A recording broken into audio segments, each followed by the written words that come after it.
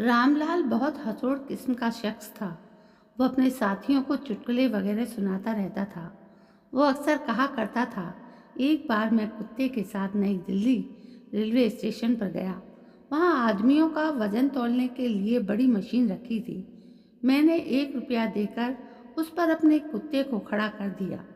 Machine में से एक कार्ड निकला जिस पर वजन लिखा था 35 किलो, और साथ में एक वाक्य भी लिखा था कि आप महान कवि बनेंगे। यह सुनते ही सारे दोस्त हंसने लगे थे। रामलाल जितना मजाकिया था उतना ही दिल फेंक भी था। उम्र निकले जा रही थी पर शादी की फिक्र नहीं थी। शादी न होने की एक वजह घर में बैठी बड़ी विधवा बहन भी थी।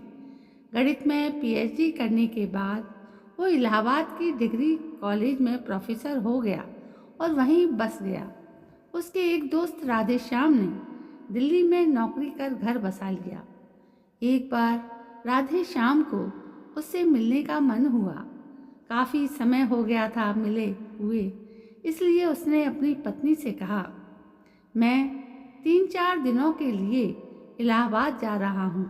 रामलाल से भी मिलना हो जाएगा। काफ़ी सालों से उसकी कोई खबर भी नहीं ली है। आज ही फ़ोन करके उसे अपने आने की सूचना देता हूँ। राधे श्याम ने रामलाल को अपने आने की सूचना दे दी।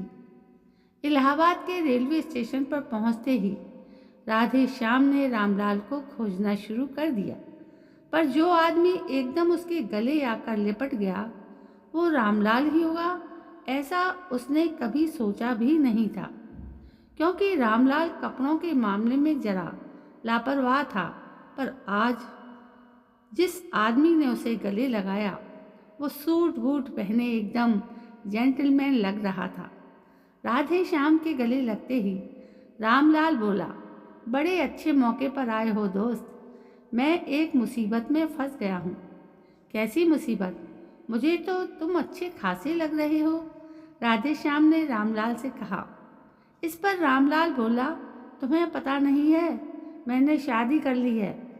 इस बात को सुनते ही राधे श्याम चौंका और बोला, अरे तभी कहूँ कि 58 साल का बुढ़ा आज चमक कैसे रहा है। यह तो बड़ी खुशी की बात है। पर यह तो बता, इतने सालों बाद तुझे शादी की क्या सूझी? अब पत्नी की जरूरत कैसे पड़ गई? हमें खबर भी नहीं की। इस पर रामलाल फीकी सी मुस्कुराहट के साथ बोला, बस यार, उम्र के इस पड़ाव पर जाकर शादी की ज़रूरत महसूस होने लगी थी। पर बात तो सुन पहले, मैंने जिस लड़की से शादी की है वो मेरे कॉलेज में ही मनोविज्ञान में एमए कर रही है। यह तो और भी अच्छी बात है, राधे श्याम ने हंसते हुए कहा। अच्छी वच्छी कुछ नहीं, उसने आते ही मेरे ड्राइंग रूम का सामान निकाल कर फेंक दिया और उसमें अपनी लेबोरेटरी बना डाली। बुझी हुई आवाज़ में रामलाल ने कहा, तब तो तुम्हें बड़ा मज़ा आया होगा। राधे श्याम ने चुटकी ली। हाँ हाँ, शुरू में तो मुझे बड़ा अजीब सा लगा, पर आजकल तो बहुत बड़ी मुसीबत आई हुई है।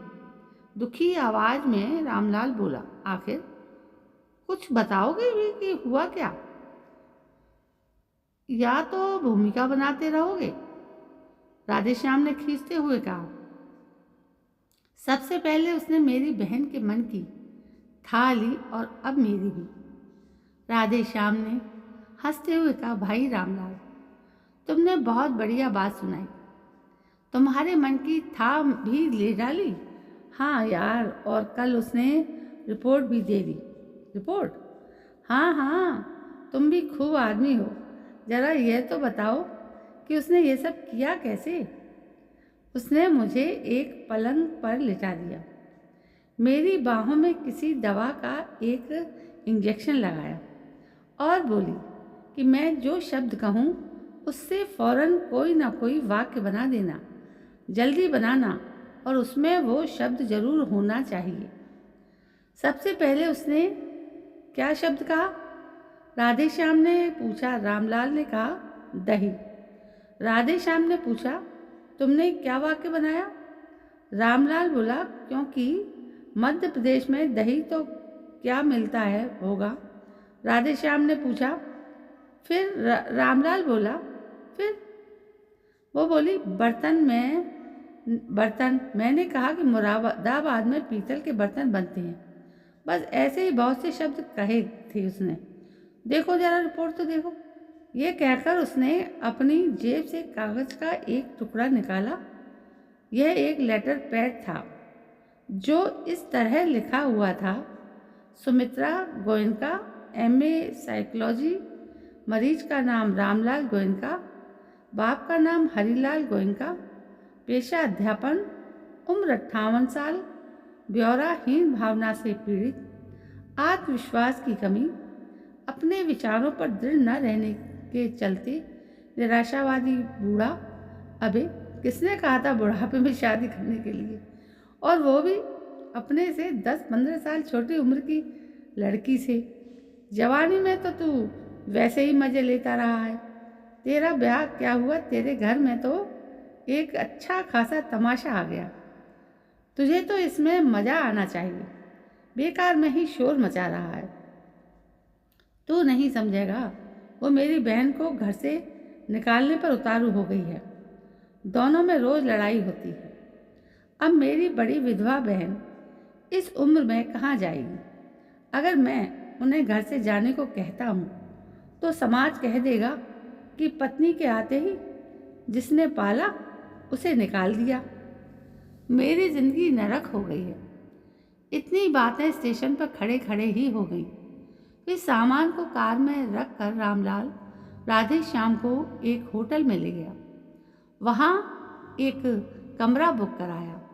उस कमरे में दोनों ने बैठकर चाय नाश्ता किया। तब रामलाल ने उसे बताया, इस समय घर में रहने में तुम्हें बहुत दिक्कत होगी। कहीं ऐसा ना हो वो तुम्हारे मन की भी था ले ले, इसलिए तुम्हारा होटल में ठहरना ही सही है। इस पर राधे श्याम ने हंसते हुए कहा, मुझे तो कोई ऐतराज़ नहीं है। मुझे तो और मज़ा ही आएगा। यह तो बता कि वो दिखने में कैसी लगती है? रामलाल ठंडी आह लेते हुए बोला, बहुत खूबसूरत है, बिल्कुल कॉलेज की लड़कियों जैसी। तभी तो उस पर दिल आ गया। राधे श्याम ने उसको छेड़ने की नीयत से पूछा, अच्छा एक बात तो बता, जब तुमने उसका चुंबन लिया होगा तो उसके चेहरे पर कैसे भाव थे? वो इस तरह मुस्कुराई थी जैसे उसने मेरे ऊपर दया की हो। उसने कहा था कि आप में अभी बच्चों जैसी मस्ती भावुकता है, सस्ती भावुकता है। रामलाल झेपता हुआ बोला। चाय पीने के बाद राधे श्याम ने जल्दी से कपड़े बदलकर होटल के कमरे का ताला लगाया और रामलाल के साथ उसके घर की ओर चल दिया। राधे श्याम मन ही मन उस वैज्ञानिक से मिलने के लिए बहुत बेचैन था। होटल से घर बहुत दूर नहीं था। जैसे ही घर पहुँचे, घर का दरवाज़ा खुला हुआ था, इसलिए घर के अंदर से जोर से बोलने की आवाज़ें बाहर साफ साफ सुनाई दे रही थीं। वे दोनों वहीं ठिठक गए। रामलाल की बहन चीख चीख कर कह रही थी, मैं आज तुझे घर से निकाल कर छोड़ूंगी।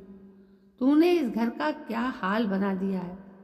तू मुझे समझती क्या है? रामलाल की नई नवेली बीवी कह रही थी, तुम तो न्यूरोटिक हो, न्यूरोटिक। इस पर रामलाल की बहन बोली, मेरे मन की था लेगी, इस घर से चली जा। मेरे ठाकुर जी की बेइज्जती मत कर, समझी? तब रामलाल की पत्नी की आवाज़ आई, तुम्हें तो रिलीजियस फोबिया हो गया है। इस पर बहन बोली, सारा मोहल्ला मुझसे घबराता है। तू कल की छोकरी, चल निकल मेरे घर से। तब रामलाल की पत्नी की आवाज़ आई, तुम में भी बहुत ज़्यादा हीन भावना है। रामलाल बेचारा चुपचाप सिर झुकाए खड़ा हुआ था। तब राधे श्याम ने उसके कान में कहा, तुम फौरन जाकर अपनी पत्नी को मेरा परिचय एक महान मनोवैज्ञानिक के रूप में देना, फिर देखना सब कुछ ठीक हो जाएगा। रामलाल ने राधे श्याम को अपने ड्राइंग रूम में बिठाया और पत्नी को बुलाने चला गया। उसके जाते ही राधे श्याम ने खुद को आईने में देखा। क्या वो मनोवैज्ञानिक सा लग भी रहा है या नहीं? उसे लगा कि वो रौब झाड़ सकता है। थोड़ी देर बाद रामलाल अपनी पत्नी के साथ आया। वो गुलाबी रंग की साड़ी बांधे हुई थी, चेहरे पर गंभीर झलक थी, बाल जूड़े में बंधे हुए थे और पैरों में कम हील की चप्पल पहने हुए थे। उसने बहुत ही आहिस्ता से राधेश्याम से नमस्ते की। नमस्ते के जवाब में राधेश्याम ने केवल सिर हिला दिया और बैठने का संकेत किया। तब रामलाल ने अपनी पत्नी से कहा, आप मेरे गुरु पुत्र हैं, कल ही विदेश से लौटे हैं। मनोवैज्ञानिक जगत में आप बड़े मशहूर हैं, विदेशों में भी। इस पर राधेश्याम बोला, रामलाल ने मुझे बताया कि आप साइकोलॉजी में बड़ी अच्छी हैं, इसलिए मैं आपसे मिलने चला आया। कुछ सुझाव भी दूंगा। मैं आदमी को देखकर पढ़ लेता हूँ, किताब की जैसे। मैं बता सकता हूँ कि इस समय आप क्या सोच रही हैं। रामलाल की पत्नी तपाक से बोली, क्या? राधेश्याम ने कहा, आप इस समय आपहीन भावना से पीड़ित हैं। रामलाल की पत्नी घबरा गई और बोली, आप मुझे अपनी शिष्या बना लीजिए। इस पर राधेश्याम बोला, अभी नहीं, अभी मेरी स्टडी चल रही है। अब से कुछ साल बाद मैं अपनी लेबोरेटरी खोलूँगा। मैंने तो अपनी लेबोरेटरी अभी से खोल ली है।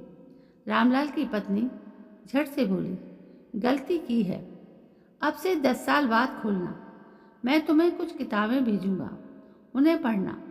अपनी लेबोरेटरी को अभी बंद करो। मुझे मालूम हुआ है कि आप अपनी ननद से भी लड़ती हैं, उनसे माफ़ी मांगिए। रामलाल की पत्नी वहाँ से उठकर चली गई। रामलाल राधेश्याम से लिपट गया और वे दोनों कुछ इस तरह खिलखिलाकर हंसने लगे कि ज़्यादा आवाज़ न हो। तो दोस्तों, ये थी एक छोटी सी मज़ेदार कहानी जो शायद आपको पसंद आई होगी।